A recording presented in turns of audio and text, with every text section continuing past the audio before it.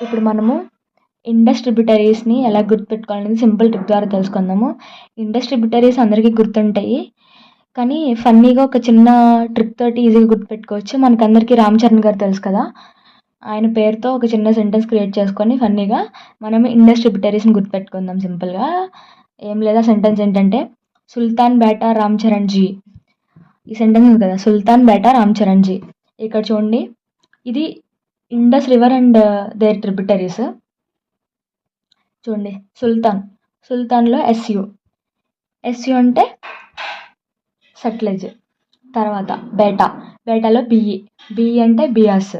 తర్వాత రామ్ చరణ్, రామ్లో ఆర్య, చరణ్లో సిహెచ్. రామ్లో ఆర్య అంటే రావి. తర్వాత చరణ్లో సిహెచ్ అంటే చీనాబ్.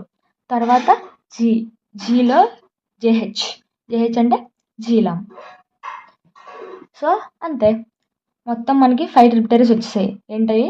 సట్లెజ్, బియాస్, రవి, చీనాబ్, జీలం.